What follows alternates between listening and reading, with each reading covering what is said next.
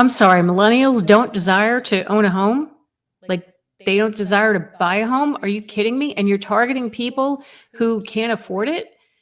This is just this is this is unreal. As we all know, there is a housing crisis in this country right now, and the prices just keep going up and up and up because there is no supply of homes. I watched this segment on 60 Minutes. It was aired a few weeks ago, and it talked about the current housing crisis, especially in the rental market, and how the rents are just going through the roof as well. I found this segment a little disturbing. I'm not going to lie. So I'm going to go through the segment with you today. I'm going to share my reaction, my opinions, and I hope it doesn't scare you as much as it scared me. I'm a little stressed out, to be honest. Let's get started. So this segment begins with a young couple, millennials, who live in Jacksonville, Florida, and they're currently renting, and they are trying to buy a home. And the first part of this segment talks about how their rent has increased since last year. Watch this. How much did your rent go up? They attempted to raise it $400 a month. That would have been a 40% jump for Justin Blocky and Brittany House. I eventually came to terms with them for a 30% increase, which was $300. Still 30%. I've never heard of anything like that. Do you know? So the reason why? Because the market demands it. And we're seeing this across the entire country. Rents have skyrocketed. And because there is such a high demand for housing, people need a place to live. So why are we in this position right now, here in 2022? Why don't we have any homes available for sale and for rent? What the heck is going on? So watch this. This is a woman from Redfin. She's their chief economist. Listen to her explanation. It's pretty much universally true. Rents are going up all around the country, but it's even more severe in migration destinations like the Sun Belt of the country, Austin, Phoenix, Florida. A lot of people are moving there and there's just more demand for rents. Daryl Fairweather is the chief economist at Redfin, a nationwide real estate broker. So there you go. That's what it is, especially in the Sun Belt area. We're seeing rents like go to the roof, almost as much as what you would pay up in the Northeast. I mean, it's pretty bad down there because everyone flocks to the South thinking that the cost of living is going to be that much cheaper. It doesn't seem like that's what's going on here anymore. Construction didn't. So how big is the rental shortage in the United States? The government has estimated that we are short about 4 million homes in this country, and that number is likely growing, especially since the pandemic. 4 million shy. Yes. That's the hole that we're in that we need to build ourselves out of. So the reason for that is during the crisis of 2008, what happened was a lot of builders just got out of building. They gave up. They lost a lot of money and did not seek to go back into that. So that's why there's such a shortage of homes right now and not enough homes. And she says this in the segment that not enough homes have been built in the 2010s to meet the demand of the millennials. So that's why we're in this situation right now. And it's really disturbing. Personally, I feel horrible. I feel like we failed the millennials. We really did. You got it, dude. But hold on, this gets better because now we have corporations stepping in that are scapping up these homes in the Sun Belt area, taking away those opportunities from the millennials to even purchase them. With something as essential as housing in such short supply, you'd have to figure that Wall Street would see an opportunity buying modest single-family houses, the kind you see on any middle-class suburban street, and then renting them out. In places like Jacksonville, Atlanta, Charlotte, investors are buying almost 30% of the homes that are available for regular home buyers. 30% of the homes in the Sun Belt area are being bought up by these corporations, taking those opportunities away from home buyers. This really bothers me. It really does, because now these companies are buying the homes up. They're outbidding these buyers. They're using cash, by the way. They're going in and purchasing these homes with cash, and these buyers are losing out. Now they have nowhere to live. Now they have to turn around and rent from these corporations who just bought those homes. Now let's go into this a little further. So next in this segment, we're actually going to see the CEO of one of these corporations that's buying up these homes in the Sun Belt. Let me introduce you to Gary Berman. So today we own about 30,000 single-family rental homes across the U.S., largely in the Sun Belt, and we've got probably about 75,000 people living in our homes. You are a multi-billion-dollar company. You're publicly traded on the New York Stock Exchange Correct. and the Toronto Stock Exchange. Toronto Stock Exchange. I even read in one of your own documents that your revenue went up last year by 67%.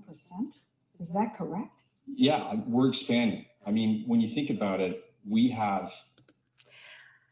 Okay, so Tricon Residential, you heard it for yourself, 30,000 homes that they bought. This is just unbelievable. So I did a little research to show you what Mr. Berman and Tricon Residential is all about, what their plans were. This all started last year, and it's going to be continuing through the next couple of years of them buying up properties in the United States and turning them into rentals. Okay, so this is an article back from July 19th, 2021. Tricon Residential lines up $5 billion single-family rental venture. So it says here, a new joint venture led by Tricon Residential plans to invest $5 billion into thousands of single-family rental homes in the U.S., signaling the insatiable demand of institutional investors in the asset class. The Toronto-based investment firm partnered with the Teacher Retirement System of Texas and Pacific Life Insurance Company on the joint venture, one of the largest deals in the single-family sector's history, which will target homes in the Sun Belt. So they're outbidding people, right? They're outbidding these buyers. As I said this before, they're outbidding these buyers, scapping up these homes, leaving them to that, okay, we can't afford it. These buyers are being outbid. They're being outpriced. So now they have no choice but to go and rent one of these homes that Tricon bought and is now turning around and renting. My mind is blown. How many times are going to say that during this video? 2 out of 3 times. Guaranteed. I'm so disturbed by this. So let's look a little further. Let's read this article a little bit more.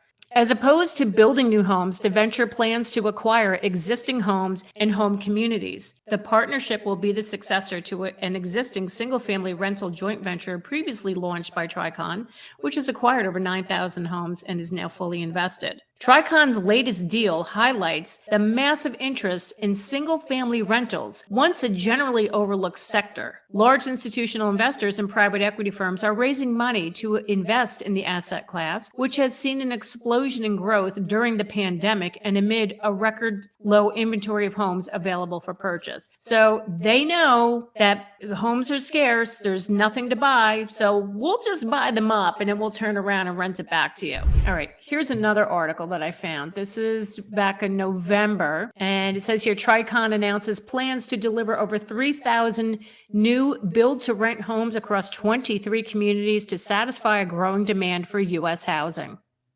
The 23 communities are located across 10 MSAs, including Texas, that's including Dallas, Fort Worth, Houston, Austin, San Antonio, California, Phoenix, Arizona, Jacksonville, Florida, and Reno, Nevada. Tricon is currently on track to have over 600 new homes in these communities constructed and available for rent by the end of 2022, with the full pipeline expected to be delivered by the end of 2024. The homes will feature convenient and controlled access through Tricon's smart home package, which includes smart locks, door sensors, smart thermostats, energy-efficient HVAC systems, leak detection systems, as well as high-efficiency Energy Star certified appliances.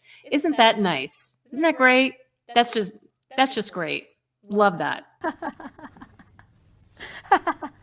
Okay. I mean, and Tricon doesn't even hold back. They don't. They put it right out there in their portfolio. You'll see right here what Leslie Stahl shows, what they say, that home ownership is out of reach. What? I'm like, girl, you look crazy. Says, quote, home ownership is increasingly out of reach. In our portfolio, the majority cannot buy home, cannot afford to buy a home, or don't have the credit to buy the home. I think if you asked a lot of millennials, and that tends to be our primary resident, they would probably tell you that they don't necessarily desire to own a home or to own a car. They've grown up in the sharing economy, and for what's important to them is lifestyle, right? And so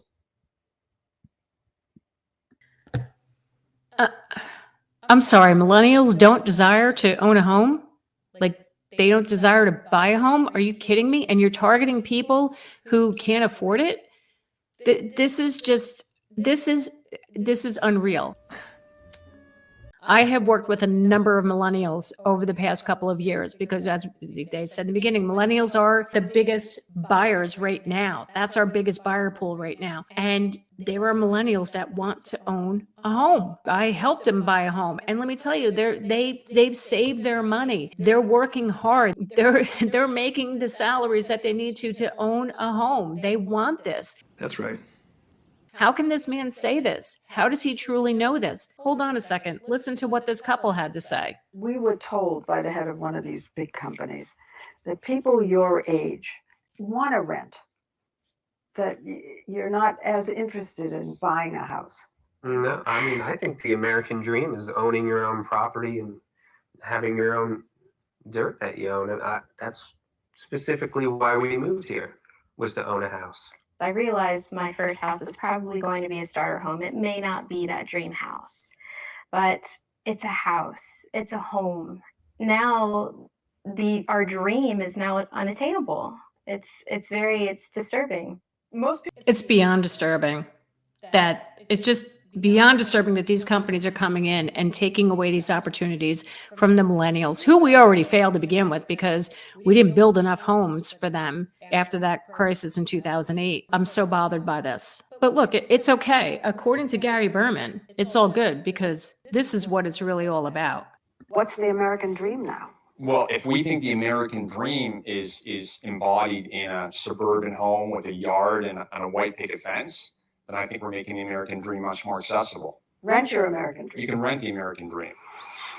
That is, if you can afford. So there you go. That's the solution. You can rent the American dream. Not buying the American dream. We're going to rent the American dream.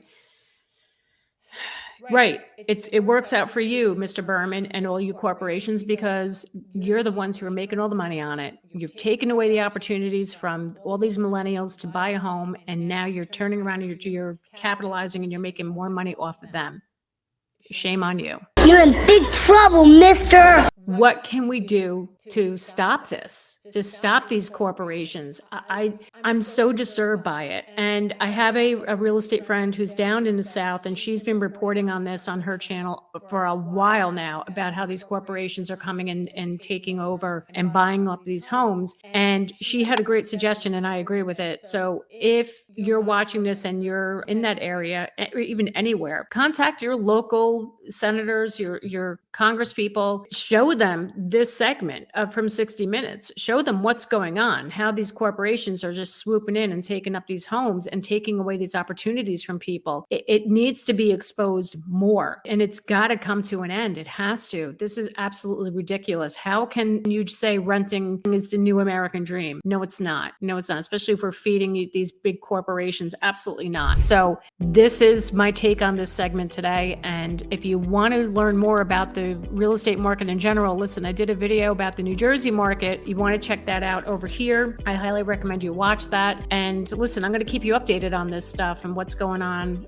in general with this whole nonsense with these corporations. But listen, you got to get your voice to be heard. You got to speak out and tell your local representatives that this can't happen. It's got to stop. Thank you so much for watching me today. I'm Jackie Baker with Coldwell Banker Realty, and I will see you next time.